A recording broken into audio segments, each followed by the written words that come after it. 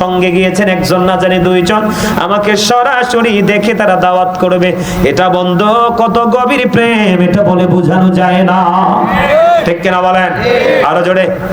আমি তো অবাক হয়ে গেছি, বোরকা টোরকা পরে একবারে, হিজাব টিজাব পরে একবারে বন্ধু আমি অবাক হয়ে গেছি। যাইয়া দেখে বন্ধু তাদেরকে দেখে একটা প্রেমের খবর আমার মনে হইছে, বলবো নি? নবীজি উহুদের ময়দানে শহীদ হয়ে গেছে শুনতে পাইলেন। হযরতে নূসাইবা রাদিয়াল্লাহু তাআলা আনহু শুনলেন। শোনার পরে তিনি উহুদের ময়দানের দিকে বন্ধু দৌড়াইতে তিনি যায়।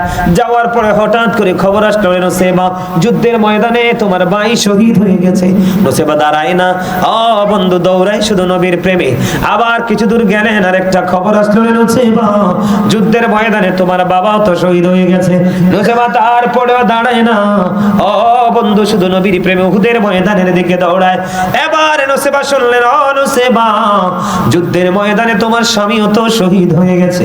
তার মানে একটা নারীর জীবনে গুরুত্বপূর্ণ তিনটা পুরুষ, একটা হলো তার ভাই, একটা হলো তার বাবা, একটা হলো তার ভাই, আর একটা হলো তার স্বামী, যিনি জীবন এবং মরণের সঙ্গে। ঠিক কিনা বলেন? তিনটা পুরুষ চলে গেল, একটা সেকেন্ডের জন্য নূসাইবা দাঁড়ায় না। এমন করতে করতে বন্ধু শেষ পর্যন্ত গিয়ে নবীজির সাথে দেখা হলো রে।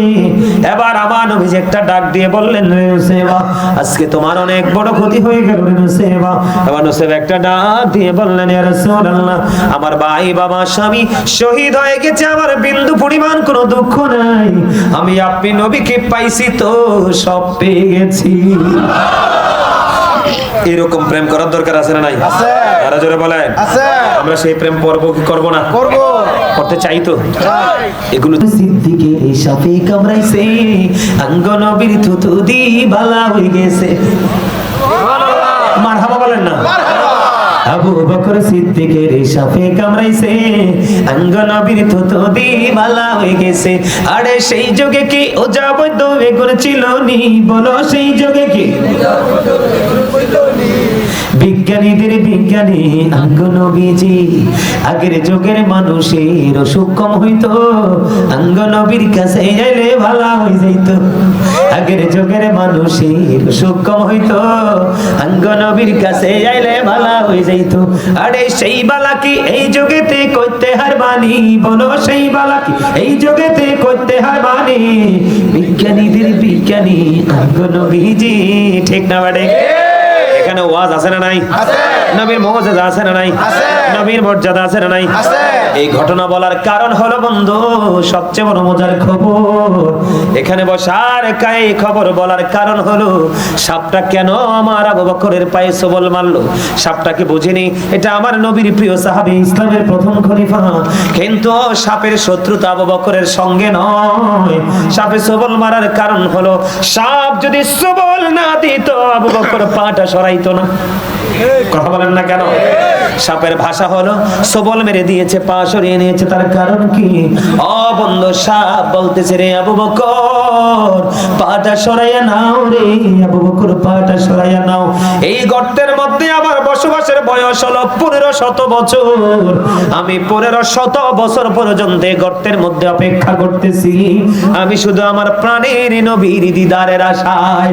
রে আবু বকর পা সরাইয়া নাও রে, আমি আমার প্রাণের নবীকে প্রাণে ভরে দেখব। জোরে জোরে বলেন সুবহানাল্লাহ। কে দিছে? এই যে আপনার পুরি বাবা রে, মারহাবা কোন? মারহাবা। আরো জোরে মারহাবা।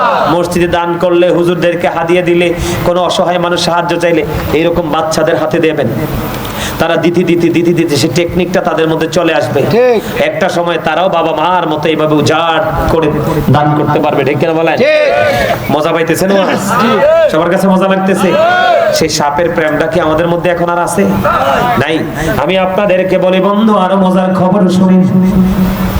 আমার নবীজি যখন পৃথিবী থেকে বন্ধু চলে গেল, পৃথিবী থেকে যখন আপনার আমার প্রাণের নবী চলে গেল রে, আকির নামক একটা গাধা, গাধাটা 3 দিন 3 রাত্র কোনো খাবার খায় না, পানি খায় না, শুধু কান্দে, বলে শুধু কান্দে রে। কোথায় গেল রে প্রাণের নবীজি? আর কি জীবনে কোনোদিন প্রাণের নবীকে এই চর্মচক্ষু দ্বারা দেখতে পাবো না। গাদা শুধু কান্দে, ও বন্ধু, কোনো খাবার খায় না, পানি খায় না, শুধু কান্দে নবীর বিরহে। বন্ধু, নবীর বিরহ সইতে না পেরে 3 দিন 3 রাত্র চলে গেল, মতান্তরে 4 দিন 4 রাত্র বন্ধু চলে গেল। সর্বশেষে নবীর বিরহ সইতে না পেরে গভীর সমুদ্রে ঝাঁপ দিয়ে তার জীবন দিয়ে দেয়। আজকে আমাদের সিনাই কি নবীর প্রেম আছে? যদি নবীর প্রেম থাকতো, মাথার চুল কাটার স্টাইল বন্ধু সুন্নাহ মোতাবেক হতো, দাড়ি রাখার স্টাইল সুন্নাহ মোতাবেক হতো, পোশাক পরার স্টাইল সুন্নাহ মোতাবেক হতো, পথ চলার স্টাইল সুন্নাহ মোতাবেক হতো, ঘরে বাইরে চলার স্টাইলটা সুন্নাহ মোতাবেক হতো। ঠিক কিনা বলে? আরে জোরে বুঝতে পারছেন? বন্ধু আমার দিকে তাকান, যুবক, তোমাদেরকে বলি নবীকে চেনার জন্য নবীকে কেমন করে ভালোবাসতে হয় হযরতে হানজালা রাদিয়াল্লাহু তাআলা আনহুর জীবনী থেকে শিখো। একটা যুবক একটা যুবতীর প্রিয় এবং আনন্দকর মুহূর্ত হলো বন্ধু বীর দিন এবং ভাসর ঘর। কথা কয় না কেন? এটা এত প্রেমময়, এটা এত মধুময়। আল্লাহর পক্ষ থেকে বন্ধু যুবক যুবতীদের জন্য আল্লাহ নিয়ামত বরাদ্দ করে দিয়েছে, কিন্তু সবার জীবনে এটা নিয়ামত নয়। এটা কারো কারো জীবনে কাল বৈশাখী ঝড় হয়েও আসে। কথা বলেন না কেন? হানজালা রাদিয়াল্লাহু তাআলা আনহুর যুবক, আমি তোমাদেরকে বুঝাইতেছি, বোঝানোর জন্য বলতেছি রে যুবক। তোমরা অনেকে হয়তো শুনেছো, আবার অনেকে হয়তো শোনো না, এই জন্য বলতেছি। বাসর হলো, স্বামী স্ত্রীর মিলন হলো, কিন্তু গোসল হলো না। উহুদের ময়দানে খবর শুনলো নবীজির অবস্থা প্রতিকূলে। এবার কি করলেন? এই বাসর গুড়ি বিবি রেখে উহুদের ময়দানে চলে গেলেন। চলে যাইলেন, যুদ্ধ করতে করতে বন্ধু হযরতে হানজালা রাদিয়াল্লাহু তাআলা আনহু শাহাদাত বরণ করলেন।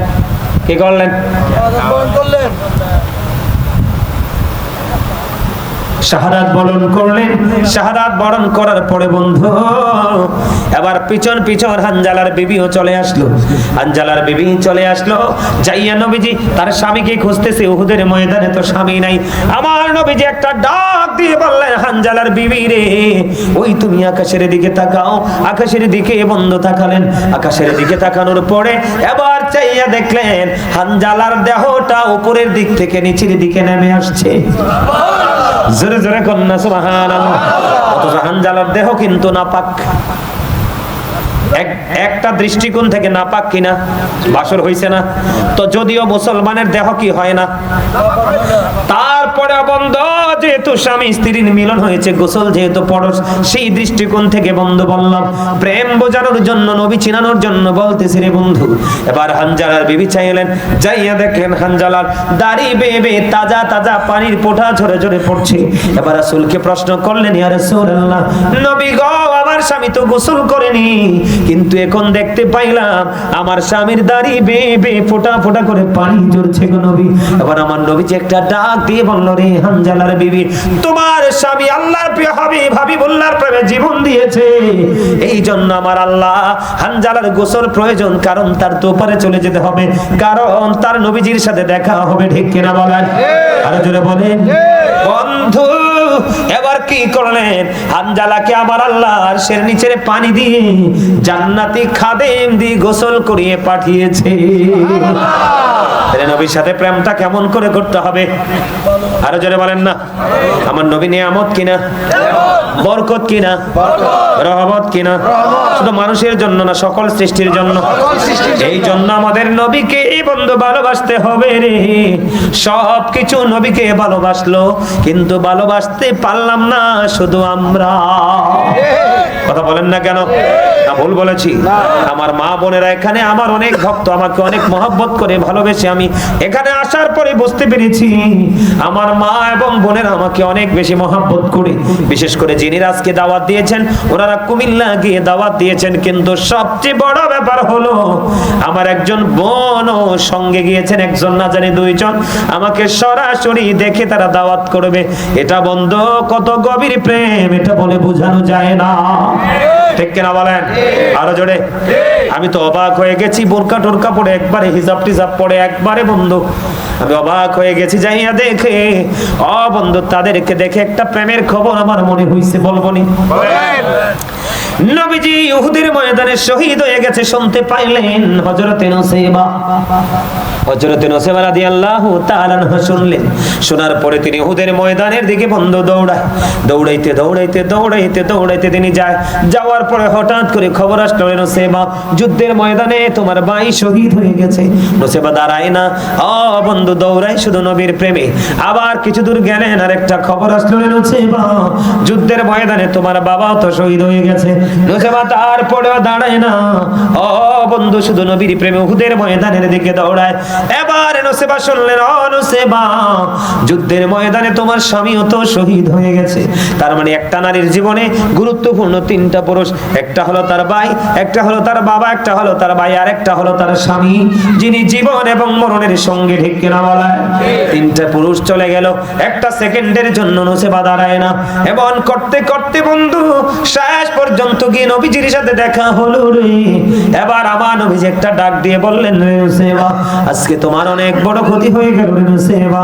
এবার নূসাইবা একটা ডাক দিয়ে বললেন, ইয়া রাসূলুল্লাহ আমার ভাই বাবা স্বামী শহীদ হয়ে গেছে, আমার বিন্দু পরিমাণ কোনো দুঃখ নাই। আমি আপনি নবীকে পাইছি তো সব পেয়ে গেছি। এরকম প্রেম করার দরকার আছে না নাই? আছে। আরো জোরে বলেন আছে। আমরা সেই প্রেম করব কি করব না? করব। করতে চাই তো। এগুলো জেনে রাখতে হবে আমাদেরকে। সুবহানাল্লাহ বলেন। আরো জোরে। নবীর ভালোবাসার মধ্যে কোনো ধরনের কোনো গলত রাখা যাবে না। নিখুঁত প্রেম হতে হবে। কি হতে হবে? এই হযরত তালহা রাদিয়াল্লাহু তাআলা আনহু নবীজিকে এমন ভাবে জড়ায় ধরলেন, বৃষ্টির মতো কাফেররা তীর নিক্ষেপ করতেছে। হযরত তালহা নবীজিকে এমন ভাবে জড়িয়ে ধরলেন, নবীজিকে সুরক্ষিত রাখার জন্য একটা না দুইটা না একটা করে 70টা তীরের আঘাত খেয়েছে। 70টা তীরের আঘাত খাওয়ার পরে হাসতে হাসতে নবীজির সামনে জীবন দিয়ে দিয়েছে, কিন্তু একটা বারের জন্য শব্দটা করে না। আর আমরা এখন কি করব? একটু নফল নামাজ পড়বো। সুন্নাত নামাজ দেখছেন নি, বাচ্চাগুলো হাদিয়া নিয়ে আসতেছে। মারহাবা কোন? আরো জোরে মারহাবা। আর একটু মারহাবা। এই হাদিয়াটা কিন্তু 100 টাকা এই যুগে বেশি না, 500 টাকা এই যুগে বেশি না, কিন্তু এই হাদিয়াটা দিয়েছে আমাকে, কাকে? কিন্তু এই হাদিয়া তারা পাবে কাল হাসরে। সুবহানাল্লাহ। সুবহানাল্লাহ বলে না কেন? কারণ আমার কথা না তো। কেন পাবে আমি বলি। আর আবি হুরায়রা রাদিয়াল্লাহু তাআলা আনহু قال রাসূলুল্লাহ সাল্লাল্লাহু আলাইহি ওয়াসাল্লাম মান আতাআনি ফাকাদ আতাআল্লাহ ওয়া মান আসানি ফাকাদ আসাল্লাহ ওয়া মান আতাআ আমিরি ফাকাদ আতাআনি ওয়া মান আসা আমিরি ফাকাদ আসানি। মুত্তাফাকুন আলাইহি। বুখারী এবং মুসলিম শরীফের মধ্যে এসেছে হাদিস কানা। হাদিসের রাবী হলেন হযরত আবু হুরায়রা রাদিয়াল্লাহু তাআলা আনহু। আপনারা আবার প্রাণে নবী খেয়াল করেন, আপনাদের বাঁচার রাস্তাটা কত সহজ। বুখারী এবং মুসলিম শরীফের হাদিস। আপনার আমার প্রাণের নবী তিনি বলে দিয়েছেন, বন্ধু নবীজি বলেছেন, মান আতাআনি ফাকাদ আতাআল্লাহ। যেই ব্যক্তি আমার ইতাআত করে সে যেন আল্লাহর ইতাআত করলো, যেই ব্যক্তি আমার অনুগত করে সে যেন আল্লাহর অনুগত করলো। জোরে জোরে কন্না সুবহানাল্লাহ। যে আমার অবাধ্য করে সে যেন আল্লাহর অবাধ্য করলো। তার মানে যে নবীকে অমান্য করলো সে যেন আল্লাহকে অমান্য করলো। খেয়াল করেন, বুঝেন কত সহজ। এবার আমার নবী বলেছেন, ওয়ামান আতা আমিরি ফাকাদ আতানি। যে ব্যক্তি আমার আমিরের ইতাআত করলো সে যেন আমার ইতাআত করলো। জোরে জোরে কন্না সুবহানাল্লাহ। আর মানে বন্ধু, আপনি যদি নবীর প্রেমিক কোন আলেমকে ভালোবাসেন কি করেন? আপনি যদি নবীর প্রেমিক কোন আলেমকে ভালোবাসেন, নবীর প্রতি ভালোবাসা হয়ে যায়। জোরে জোরে সুবহানাল্লাহ। এরপরে রাসূল বলেছেন, আমান আসা আমিরি ফাকাদ আসানি। মুত্তাফাকুন আলাইহি। বুখারী এবং মুসলিম শরীফের মধ্যে এসেছে, যে আমার আমিরের অবাধ্য করে সে যেন আমার অবাধ্য করে। তার মানে আপনার এলাকায় হক্কানি সুন্নি আলেম আছে না নাই? যার শিক্ষা আছে, যোগ্যতা আছে, দক্ষতা আছে, ইলম আছে, এবং সবচেয়ে বড় হলো নবীর সুন্নাহ মোতাবেক তার চরিত্রটা দাঁড় করাইছে। কি করাইছে? সুন্নাহ মোতাবেক তার চরিত্রটাকে দাঁড় করিয়েছে। এমন পরিস্থিতি বন্ধু যার, আরে বাবা রে, মারহাবা কোন? আমি আপনাদেরকে বলি, হক্কানি আলেম এবং ওলিদেরকে ভালোবাসতে নবীর ভালোবাসা হয়ে যায়, আর আমার নবীকে ভালোবাসলে অটো আল্লাহর ভালোবাসা হয়ে যায়। এই জন্য আমার আল্লাহ বলে দিয়েছে বন্ধু, আমার আল্লাহ বলে দিয়েছেন join with my dear people, come to my paradise. আল্লাহ বলেছেন ফাদখুলি ফি ইবাদি ওয়াদখুলি জান্নাতি, আমার প্রিয় লোকের সাথে যুক্ত হও আর আমার জান্নাতে চলে আসো। বলে হুজুর আল্লাহর প্রিয় লোকদের পাওয়ার মর্যাদা কত? আমার আল্লাহ বলেছেন behold verily the friends of Allah have nothing to fear or two regret. আমার আল্লাহ বলেছেন আলা ইন্না আউলিয়া আল্লাহি লা খাউফুন আলাইহিম ওয়া লা হুম ইয়াহজানুন। খবর আছে না নাই? আছে। এই জন্য বললাম আপনারা যাই করেন ওপারে গিয়ে কয়েক হাজার গুণ বেশি রূপে পাবেন। জোরে জোরে কোন আমিন। আমিন। আরেকটু মহব্বতে বলুন আমিন। আমিন। হাসান ইবনে সাবেত এমনি নবীজির শানে গিয়েছিলেন মসজিদে নববীর মিম্বরে দাঁড়িয়ে। আমার নবীজি হাসান ইবনে সাবেতের জন্য দোয়া করলেন, আল্লাহ হাসান ইবনে সাবেতকে রূহুল কুদ্দুসের মাধ্যমে সাহায্য করো। জোরে জোরে বলুন সুবহানাল্লাহ। আর জোরে বলুন সুবহানাল্লাহ। আমি আপনাদেরকে বলে দিতে চাই বন্ধু, হৃদয়ের জানালা করে শোনো গো। ও বন্ধু, তোমার লাইফ স্টাইলটা পুরো চেঞ্জ হয়ে যাবে। বাসর ঘর ফেলে যদি নবীর প্রেমে দৌড়াইতে পারে একটা নারী, হযরতে নসিবা যদি বন্ধু নবীর প্রেমে ভাই বাবা স্বামী শহীদ হয়ে গেছে এটা ভুলে গিয়ে যদি নবীর প্রেমে দৌড়াতে পারে, তোমার আমার এটা করতে হবে না, তুমি আমি করব, নবীর ওয়ার্ডার মতো চলবো, তাহলেই আমার রাসূল খুশি। আমি আপনাদেরকে ছোট্ট দুইটা হাদিস বলে আলোচনা শেষ করব, শুনবেননি? আমার নবীজি কত বড় নিয়ামত, কত বড় বরকত, নবীজিকে মানলে কত নিয়ামত হয়। আমার দিকে তাকান। একদিন হযরতে আবু হুরায়রা পেটের খিদা সহ্য করতে পারে না, কোনো খাবারেরও কোনো ব্যবস্থা নাই, রাস্তার মধ্যে নেমে আসলেন। রাস্তার মধ্যে নেমে এসে আমার নবী আবু হুরায়রাকে দেখে মুস্কি হাসি দিলেন। মুস্কি হাসি দিয়ে নবীজি সামনের দিকে হাঁটতেছে আর আবু হুরায়রাকে ডেকে ডেকে বলছেন, আরে আবু হুরায়রা চলো আমার সঙ্গে চলো। আবু হুরায়রা চলতে লাগলেন, নবীজির সঙ্গে সঙ্গে গন্তব্যে পৌঁছালেন। পৌঁছানোর পরে ওই জায়গায় পৌঁছানোর পরে আবার বাড়ি ঢুকলেন। ঢোকার পরে নবীজি জানতে চাইলেন বাসায় কোনো খাবার আছে কিনা। বাসা থেকে খবর আসলো, নবীজির ঘর থেকে খবর আসলো, ইয়া রাসূলুল্লাহ ওই বড় কোনো খাবার নাই, আমাদের ঘরে এক পেয়ালা দুধ এসেছে হাদিয়া। জোরে জোরে সুবহানাল্লাহ। কয় পেয়ালা দুধ? একটা পেয়ালা দুধ এসেছে। ইয়া রাসূলুল্লাহ, ইয়া হাবিবাল্লাহ, নবী গো এক পেয়ালা দুধ এসেছে গো রাসূল, একটা পেয়ালা দুধ। এবার আমার নবীজি যখন শুনতে পাইলেন একটা পেয়ালা দুধ এসেছে, এবার আমার নবীজি আবু হুরায়রাকে ডাক দিয়ে বললেন, রে আবু হুরায়রা যাও যাও যাও ওই সুফফাবাসীদেরকে ডাইকা নিয়ে আসো। এবার আবু হুরায়রা মনে মনে চিন্তা করে, আমি তো পেটের খিদায় অস্থির, আমার পেটেই তো পেট এত খিদা লেগেছে, একটা পেয়ালা দুধ তো আমারই হবে না। আমার নবী বলতেছেন সুফফাবাসীদেরকে ডাইকা আনতে। জোরে জোরে কন্না সুবহানাল্লাহ। আপনাদের কাছে মজা লাগে না? লাগে। আর আমি আমার কাছে সেই মজা লাগতেছে, সেই মজা লাগতেছে। আমি ওয়াজ যত করতেছি তত মজা লাগতেছে। আলহামদুলিল্লাহ বলেন। আলহামদুলিল্লাহ। এই আল্লাহ দুনিয়ার ধন যাকে ইচ্ছা তাকে দেয়, কারণ এই ধন পাইলে সবাই খুশি।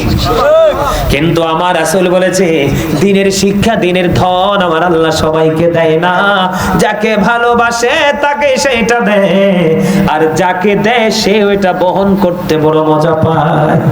সুবহানাল্লাহ কয় না? সুবহানাল্লাহ। আমার রাসূল বলেছেন দুই ধরনের মানুষের তৃষ্ণা কোনোদিন মিটে না, দুই ধরনের মানুষের তৃষ্ণা কোনোদিন মিটে না। হুজুর এই দুই ধরনের মানুষ কে গো? দুনিয়ার অতিরিক্ত লোভী মানুষের দুনিয়ার অর্থে কোনোদিন পেট ভরবে না।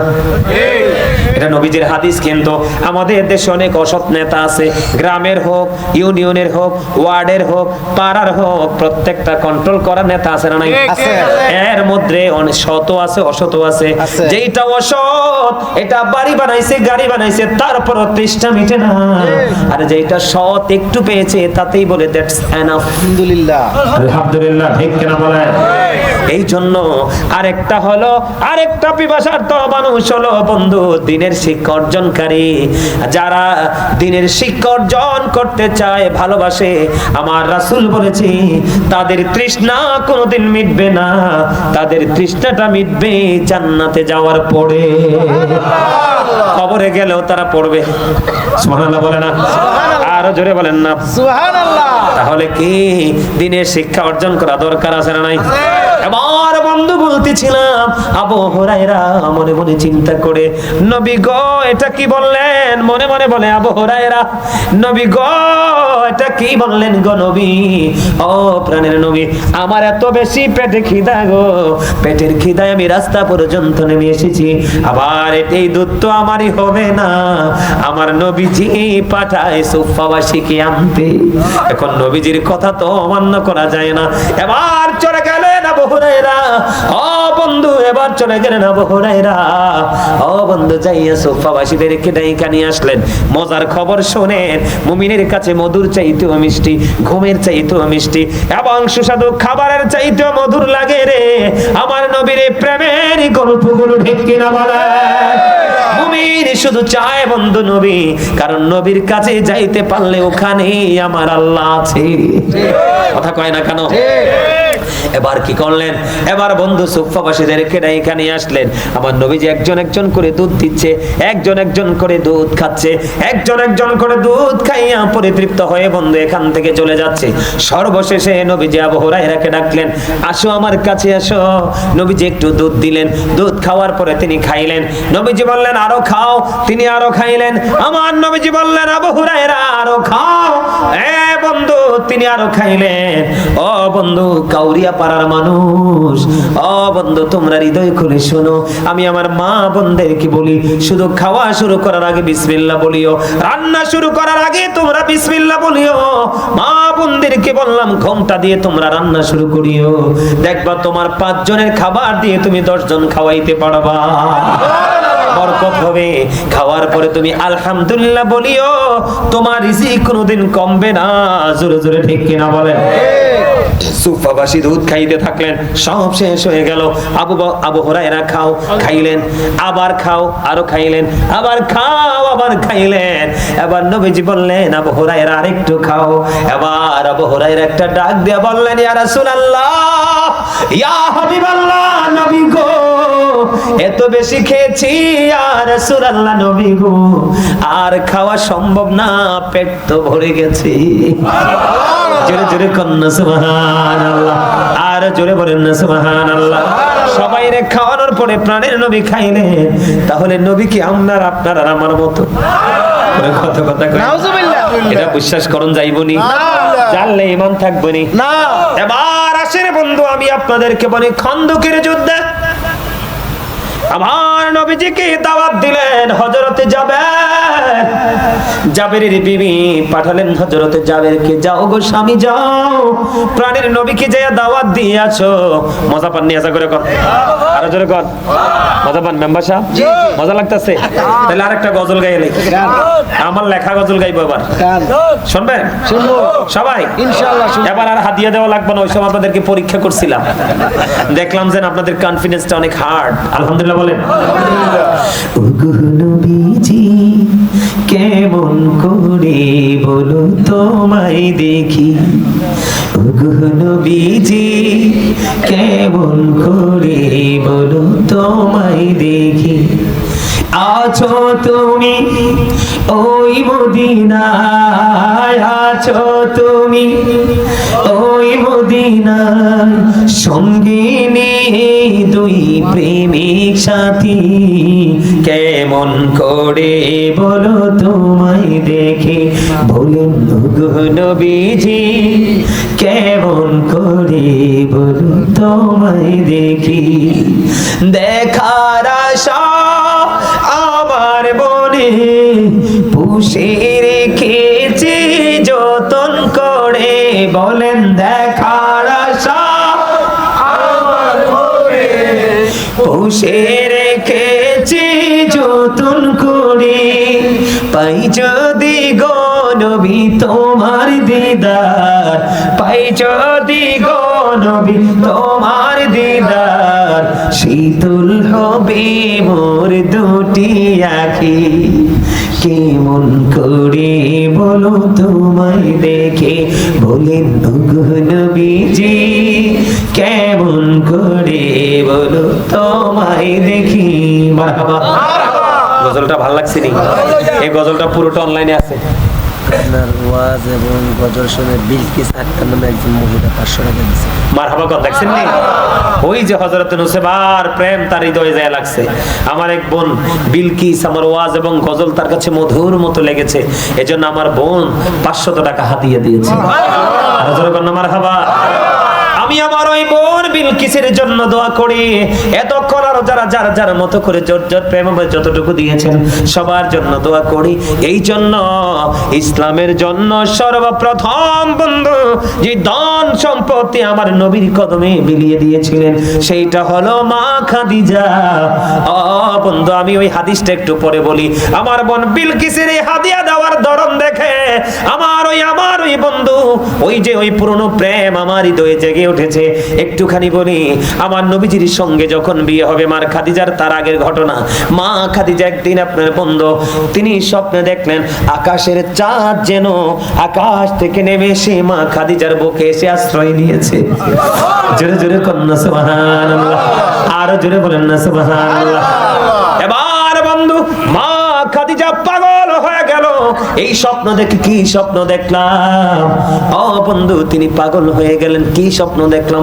আকাশের চাঁদ আমার বুকে এসে আশ্রয় নিল, আর আমি খাদিজা অত্যন্ত আপন করে চাঁদটাকে আমার বুকে জড়ালাম।